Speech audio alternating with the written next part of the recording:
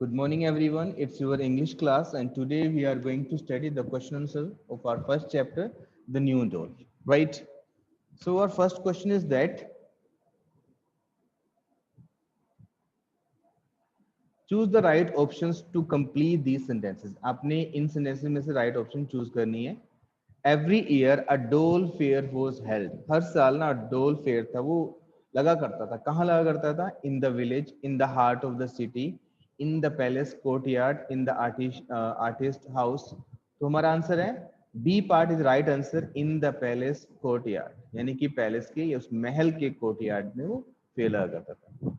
And you can see the answer की answer written here. This answer की I will send you today. In the palace courtyard. Yes, right answer. Come on, the second question. All the girls liked Kishan Lal's dolls because सभी girls ने किशन लाल की dolls को like किया. क्यों? They were very pretty. उसकी जो dolls थी बहुत सुंदर थी. They had lovely clothes. उसकी जो dolls के जो clothes थे बहुत ही सुंदर थे. There was something new and different about them. तो उनकी dolls में कुछ new था और कुछ different था. They were inexpensive. वो बहुत सस्ती थी. So what can be the answer? Answer we know that there was something new and different about them. तो उन डोल्स में कुछ न्यू था, कुछ डिफरेंट था दूसरी डोल से, इसलिए सभी गर्ल्स उसकी डोल्स को यानी किशन लाल की डोल्स को पसंद करती थी. Next, Subhadra brought a gold coin to her mother bye.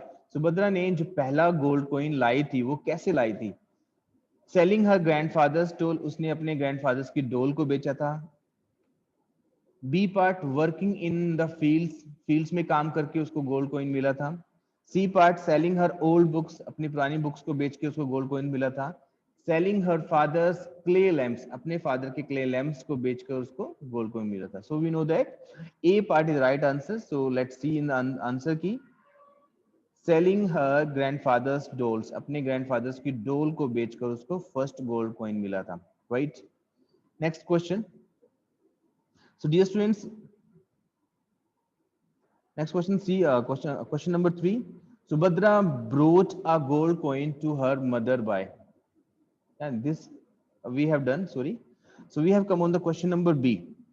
So dear students, first question means A part you have to do in your book and rest of questions you have to do in your fair notebook. यानी कि A part वाला जो हमने question किए हैं अभी 3 question वो आपने अपनी बुक के अंदर ही करने हैं. Question number B and C, these questions you have to do in your fair notebook, right? How? Question number first, answer this question. First question, how did the old artist son in law earn a living? तो जो old artist के सन in law थे, उसके जो दामाद थे, वो अपनी लिविंग कैसे अर्न करते थे, यानी कि आजीविका कैसे कमाते थे? So we know that by the earthen lamp. So answer is that the old artist son in law made and sold clay lamps. तो क्ले लैम्प्स बनाया करता था और उनको बेचा करता था और इस तरह वो अर्निंग किया करता था. Next question, how did the old artist feel when he couldn't sell his dolls? तो जब ओल्ड आर्टिस्ट जो था, ओल्ड मैन था, जो आर्टिस्ट था, जो डॉल्स बनाया करता था, जब वो अपनी डॉल्स को नहीं बेच सका, यानी कि जब उसकी डॉल्स नहीं बिक रही थी, तो उसने कैसा महसूस किया? और उसने how did the old artist feel when he couldn't sell his dolls, यानी जब वो अपनी डॉल्स को नहीं बेच सका तो उसने कैसा महसूस किया? So let's see the answer. The old man was sad and downcast. बिल्कुल उदास और मायूस हो गया था. When his dolls did not sell. जब उसकी डॉल्स नहीं बिक रही थी तो वो बहुत ही परेशान हो गया था, उदास हो गया था, मायूस हो गया था. क्वेश्चन नंबर 3, व्हाई वो सुभद्रास mother angry with Subhadra's grandfather? तो सुभद्रा की मदर होती है, यानी कि जो ओल्ड मैन की डॉटर होती है, वो सुभद्रा के ग्रैंडफादर से क्यों एंग्री हो जाती है, यानी कि ओल्ड मैन से क्यों एंग्री होती है, क्यों उस पर गुस्सा हो जाती है? So answer is written here. Subhadra's mother was angry with Subhadra's grandfather. Subhadra की मदर जो होती है, सुभद्रा की ग्रैंडफादर से एंग्री हो जाती है, उस पर गुस्सा हो जाती है, because Subhadra spent the entire day with him neglecting her duties in the house. Subhadra ने अपना पूरा दिन अपने ग्रैंडफादर के साथ व्यतीत कर दिया था, उसने अपनी जो हाउस की ड्यूटीज थी वो भी निग्लेक्ट की थी, यानी कि उनको भी अनदेखा किया था, वो भी ड्यूटीज नहीं की थी। Subhadra had to milk the cows, तो उसने काउज का मिल्क यानी कि दूध निकालना था, and do other house hold jobs, और कुछ घर के जो और काम थे वो करने थे, which were not done by her, जो उसके द्वारा नहीं किए गए थे। इसलिए सुभद्रा की जो मदर थी, सुभद्रा के ग्रैंडफादर पे एंग्री हो गई थी, गुस्सा हो गई थी। Come on the C part, think and answer. However, new times meant new demands. Explain the meaning of this sentence. तो यहाँ पे कहा गया है कि जो नया समय आता है वो नई चीज की डिमांड करता है। जिस तरह टाइम बदलता है तो चीजों की डिमांड, पुरानी चीजों की डिमांड कम हो जाती है और टाइम के साथ साथ नई चीजों की डिमांड बढ़ जाती है। इस बात के मीनिंग को एक्सप्लेन करो। Right, so answer is written here. The statement but younger times had newer demands. तो यहाँ पे जो हमारी स्टेटमेंट है but younger times had newer demands, जो यंगर टाइम होते हैं यानी कि जवान लोगों का टाइम होता है वो बूढ़ों लोगों से उनकी डिमांड अलग हो जाती है, means that young people do not like or want the same things as their parents did. जो यंग पीपल होते हैं, जवान लोग जो होते हैं, जिस तरह की चीजों को उनके पेरेंट्स लाइक करते हैं, जो काम उनके पेरेंट्स ने किए अब वो उनको लाइक नहीं करते, वो उनसे अलग करना चाहते हैं, यानी कि टाइम के साथ साथ उनकी सोच बदल जाती है। Their likes and dislikes change, उनके जो लाइक्स होते हैं और डिसलाइक्स होते हैं, जिस चीज को पसंद या नापसंद करते हैं, वो भी बदल जाते हैं। देयरफॉर, इसलिए, they want different kind of clothes, toys and games, इसलिए जो जवान लोग होते हैं वो अपने पेरेंट्स की अपेक्षा में अलग तरह के क्लोथ्स पहनना, अलग तरह के टॉयज खरीदना, अलग तरह के गेम्स खेलना पसंद करते हैं। Right, let's come back on the question answer. Second question, whom do you like better, तुम किसको ज्यादा पसंद करते हो, the old artist daughter or his granddaughter, why? तुम किसको ज्यादा पसंद करते हो, उस ओल्ड आर्टिस्ट की डॉटर को या उस ओल्ड आर्टिस्ट की ग्रैंड डॉटर को, और क्यों क्यों तुम ज्यादा पसंद करते हो? You need to reply. So answer we can write in two way. First is that I like the old artist's daughter better because she gave shelter to her old father. तो यहाँ पे बताया गया है, हम अपना आंसर ये भी लिख सकते हैं कि मैं जो हूँ वो ओल्ड आर्टिस्ट की डॉटर को ज्यादा पसंद करता हूँ क्योंकि उसने उनको रहने के लिए, ओल्ड आर्टिस्ट को रहने के लिए घर दिया था। When he could not longer earn his livelihood, जब वो अपनी आजीविका नहीं कमा सकता था उस समय उसने उसको रहने के लिए घर दिया था। दो शी वॉज वेरी स्ट्रिक्ट, इसलिए वो बहुत, यद्यपि वो बहुत स्ट्रिक्ट थी, यानी कि उसकी जो ग्रैंड सॉरी डॉटर थी वो बहुत ही स्ट्रिक्ट थी स्वभाव में। She took care of the entire family, उसके बावजूद भी वो पूरी फैमिली का ध्यान रखते थे। Either you can write this part in your answer or you can write second part. आप अपने आंसर में या तो ये 3 लाइन वाला फर्स्ट पार्ट लिख सकते हो या ये 2 लाइन वाला सेकंड पार्ट लिख सकते हो, बट आपको कोई एक लिखना है। Right, second we can write here, I like the old artist granddaughter better because she truly loved her grandfather. तो हम ये कह सकते हैं, इस लाइन में हमने कहा गया, हम ऐसा कह रहे हैं कि मैं जो हूँ ओल्ड जो आर्टिस्ट है उसकी ग्रैंड डॉटर को ज्यादा पसंद करता हूँ क्योंकि वो सच्चा अपने ग्रैंडफादर से प्यार करती थी। She took his dolls to the palace to sell them. वो जो थी ग्रैंड डॉटर थी, वो अपने ग्रैंडफादर की डॉल्स को पैलेस में बेचने के लिए भी ले गई थी, and earned gold coins for him, और उसके लिए गोल्ड कॉइन्स भी अर्न किए थे। So whatever answer you want to write you can write. This line you are not suppose to write, ये लाइन नहीं लिखनी है जहाँ पे लिखा गया answers may vary. Right, leave this line. चाहे तो ये 3 लाइन वाला आंसर लिख सकते हो, चाहे 2 लाइन वाला आंसर लिखते हो, दोनों में से कोई एक लिखना है आपको। राइट, दिस आंसर की I will send with your homework. Come on the next question.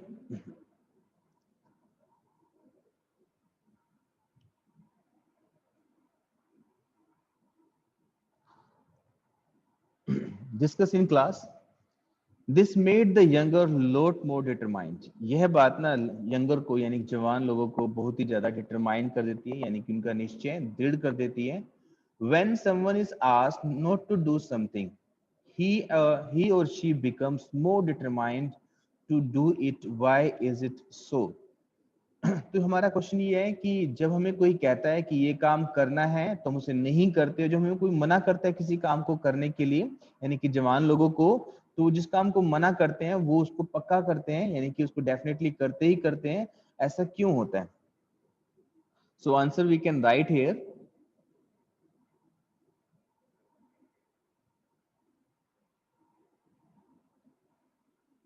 This one question we have left, so we will do after this. Okay. It is a tendency among the young to do what they are told not to do. एक tendency है, ये एक आदत है जवान लोगों के बीच में, जो उनको कहा जाता है ना करने के लिए वो करते हैं, जो कहा जाता है करो वो नहीं करते। Told not to do and not do what they are told to do. जो करने के लिए कहा जाता है वो नहीं करते, जो नहीं करने के लिए कहा जाता है वो करते हैं। Sometimes this takes the form of a rebellion. तो कभी कभी ना ये एक विद्रोही का रूप ले लेती है, यानी कि वो इस तरह अपीयर होते हैं यंग लोग कि वो हमारा विद्रोह कर रहे हैं, कि जो हमें काम बोलते हैं वो तो करते नहीं, और जो काम के लिए मना करते हैं वो कुछ नहीं करते हैं। But most of the time youngsters outgrow his tendency. परंतु ज्यादातर क्या क्या होता है, वो इस तरह की टेंडेंसी को आउटग्रो करते हैं, यानी कि इस तरह की टेंडेंसी को अपना लेते हैं। Right. Second question, the old must give way to the new. Express your thoughts on this proverb. तो ये जो प्रोवर्ब है जहां पे लिखा गया old must give way to the new, यानी कि उनको एक रास्ता देना चाहिए, उनको सिखाना चाहिए ओल्ड लोगों को न्यू लोगों को, यानी कि यंग लोगों को। तो इस प्रोवर्ब पे तुम्हारे थॉट्स क्या हैं, अपने विचार व्यक्त करने हैं इस पे। So answer we can write here. With time everything changes. Time के साथ साथ सब कुछ बदल जाता है। What is new today becomes old tomorrow. जो आज नया है कल वो पुराना हो जाएगा। And must give way to newer trends. और हमें न्यू चीजों को वे देना चाहिए, न्यू चीजों को अपनाना चाहिए। And the same time we should respect and take the best things from the old. और उसी तरह हमें रिस्पेक्ट करनी चाहिए और बेस्ट थिंग को, जो पुरानी चीजें हैं उनको अपनाना चाहिए। एंड फ्रॉम आवर ट्रेडिशंस, जो हमारे ट्रेडिशन से और जो हमारी बेस्ट चीजें हैं, पुरानी चीजें हैं, बट उनको हमें अपनाना चाहिए। Right, this can be the answer of this question. Right, so we left one question. Let's do this. Question number 3. List the character traits of the old artist and Kishan Lal in the table given below. ये जो table दी गई है उसमें यहाँ पे character traits लिखने हैं, यानी कि उनकी अच्छाइयाँ लिखनी है कि ओल्ड आर्टिस्ट की क्या अच्छाइयाँ हैं, किशन लाल की क्या अच्छाइयाँ हैं। So this question also you will do in your fair notebook. आपको अपनी फेयर नोटबुक में ही इस क्वेश्चन को करना है। So answer we can write here.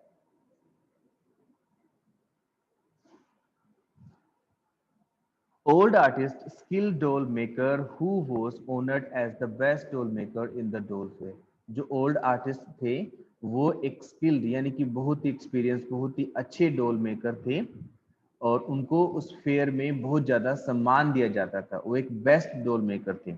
And did not accept the change in the people's taste. और उसने उसमें क्या एक और खूबी थी कि पीपल के यानी कि लोगों में जो चेंज आ रहा था, उनके टेस्ट में चेंज आ रहा था, वो पुरानी डॉल्स को नहीं पसंद कर रहे थे, उसने उस बात को भी एक्सेप्ट नहीं किया था, नहीं माना था। Loved his grand daughter deeply. और अपनी ग्रैंड डॉटर को डीपली लव करते थे। किशन लाल की क्या कैरेक्टर ट्रेट्स हैं? न्यू एज डोल मेकर। जो थे वो एक न्यू एज के डोल मेकर थे, उनका स्टाइल बहुत अच्छा था। Became extremely popular but did not become proud. बहुत ही ज्यादा फेमस हो गए थे, प्रसिद्ध हो गए थे, परंतु उन्होंने फिर भी अपने आप पे घमंड नहीं किया। वो काइंड हार्टेड, वो बहुत दयालु थे, काइंड हार्टेड थे, दूसरों की हेल्प, दया करने वाले थे। हेल्प सुभद्रा सेल हर ग्रैंडफादर्स डॉल्स। और सुभद्रा की भी उसने हेल्प की थी उनके ग्रैंडफादर की डॉल्स को बेचने में। Married the old man's granddaughter Subhadra. और उन्होंने ओल्ड मैन की ग्रैंड डॉटर सुभद्रा से शादी भी की थी। Right, so this answer you have to write in your fair notebook. Come on, the next part, using grammar. A group of words that expresses a complete idea is called a sentence. एक group of words जो हमें यहाँ पे grammar सीखनी है, सो हमें यहाँ सीखना है कि सेंटेंस क्या होता है। सेंटेंस को बताया गया एक group of word that expresses a complete idea is called a sentence. यानी कि सेंटेंस क्या होता है, ग्रुप ऑफ वर्ड्स होते हैं, यानी कि बहुत सारे वर्ड्स के ग्रुप को हम सेंटेंस बोलते हैं, जो किसी मीनिंग को, किसी आइडिया को एक्सप्रेस करते हैं, बताते हैं. Read this sentences. There was a master craftsman who made dolls as playthings for the little girls of the royal family. Now, why would you like my doll? Please make me some dolls. The followers of old time said, "Arey, what bad taste." The first sentence make a statement, second sentence ask a question, and third sentence is a request. Fourth sentence expresses a strong feeling. जो यहाँ पे चार sentence दिए गए हैं, इसमें जो first sentence है जो फुल स्टॉप पे एंड है, इसमें एक आइडिया दिया गया है, एक बात को बताया गया है, तो ये अलग तरह का सेंटेंस है. सेकंड में कोई हमने क्वेश्चन पूछा गया है कि हम किसी को इंट्रोगेट कर रहे हैं, इंटेरोगेट कर रहे हैं. थर्ड में हम किसी को कुछ करने के लिए कह रहे हैं, रिक्वेस्ट कर रहे हैं. और फोर्थ में हम अपनी सडन फीलिंग को एक्सप्रेस कर रहे हैं. तो ये चारों सेंटेंस अलग अलग तरह के होते हैं. तो ये चारों तरह की यहाँ पे कैटेगरीज शो की गई है. There are four kinds of sentences. तो चार तरह के सेंटेंसेस होते हैं. First is declarative sentences. Make a statement to convey information और आइडियाज. डिक्लेरेटिव सेंटेंस क्या होते हैं, जिसमें हम किसी को कुछ मैसेज कन्वे करते हैं, इंफॉर्मेशन कन्वे करते हैं, आइडिया देते हैं, कुछ बात बताते हैं. They end with a full stop. Example, the sun rises in the east. तो ये जो सेंटेंस होते हैं वो फुल स्टॉप पे एंड होते हैं. जैसे मैं कहता हूँ the sun rises in the east, तो सन जो है वो ईस्ट में राइज होता है. मैं एक बात बता रहा हूँ, मैं एक स्टेटमेंट दे रहा हूँ, इंफॉर्मेशन दे रहा हूँ, एक आइडिया दे रहा हूँ, जिसमें हम कोई बात किसी को बताते हैं, तो वो कहलाते हैं declarative sentences, right. Second, imperative sentences. Imperative sentences are commands or requests. They also end with a full stop. जो imperative sentences होते हैं वो भी फुल स्टॉप पे एंड होते हैं. इनमें क्या होता है, हम किसी को कमांड करते हैं, किसी को रिक्वेस्ट करते हैं, यानी किसी को कुछ करने के लिए कहते हैं. जैसे मैं कहता हूँ स्टैंड अप, खड़े हो जाओ, कम हियर, यहाँ पर आओ, go there, do your work. तो ये सारे क्या है, इंपेरेटिव सेंटेंसेस हैं. Next, interrogative sentences. Interrogative sentences ask a question and end with a question mark. Interrogative sentence जो होते हैं उसमें हम क्वेश्चन करते हैं और वो सेंटेंस ना क्वेश्चन मार्क पे एंड होते हैं. Example, where are you going, तुम कहाँ जा रहे हो. हम किससे क्वेश्चन पूछ रहे हैं कि आप कहाँ जा रहे हो, तो वहां पे हमें वो सेंटेंस क्या होता है, सेंटेंस की फॉर्मेशन के अकॉर्डिंग हमें उसे बोलना होता है इंट्रोगेटिव सेंटेंस, और लास्ट में इंटरोगेशन मार्क ऐड करते हैं, right. Four type of sentence. Exclamatory sentences. Exclamatory sentences express strong emotion. जब हम किसी सेंटेंस में स्ट्रॉन्ग इमोशन को एक्सप्रेस करते हैं, they always end with an exclamation mark. Example, what a happy moment. तो हम ऐसे सेंटेंस में हम कोई बात नहीं बताते, जस्ट हम किसी अपने इमोशन को एक्सप्रेस करते हैं, वो इमोशन स्ट्रॉन्ग होते हैं, वो सेंटेंस लास्ट में एक्सक्लेमेशन मार्क पे एंड होते हैं और उनको हम बोलते हैं exclamatory sentences, right. These are four kinds of sentences. Declarative, कोई स्टेटमेंट बताते हैं. इंपेरेटिव, कुछ करने के लिए कहते हैं. इंट्रोगेटिव, क्वेश्चन करते हैं. एक्सक्लेमेटरी, इसमें हम अपने स्ट्रॉन्ग इमोशन को शो करते हैं, right. Identify what kind of sentence these are. तो हमें आइडेंटिफाई करना है कि किस तरह के सेंटेंस ये हैं. Hurray, we have won the match. तो इसमें अपने इमोशन को व्यक्त कर रहे हैं, इमोशन बता रहे हैं. तो first is exclamatory sentence. Second, where did you leave the umbrella. तुमने अम्ब्रेला कहाँ पे छोड़ दिया. तो interrogation mark is in the end, so we are putting question, so that is interrogative sentence. I lost my spectacles in the market. तो हम एक statement दे रहे हैं, किसी को बात बता रहे हैं कि मैंने अपने स्पेक्टिकल्स मार्केट में लॉस्ट कर दिए. तो ये हमारा क्या, declarative sentence. Get out of the room. हम किसी को कुछ करने के लिए कह रहे हैं, बाहर जाने के लिए कह रहे हैं, तो हम ऑर्डर दे रहे हैं किसी को, so this is imperative sentence. Fifth number sentence, please bring some vegetables from the market. तो हम किसी को वेजिटेबल्स लाने के लिए कह रहे हैं, रिक्वेस्ट कर रहे हैं. This is also imperative sentence. Do you want to watch a movie? क्या तुम एक मूवी देखना चाहते हो? So we are putting question here. So this is also interrogative sentence, right? So answer key, in answer key you can see that exclamatory, interrogative, declarative, imperative, and interrogative sentence. Okay. This back exercise also you have to do.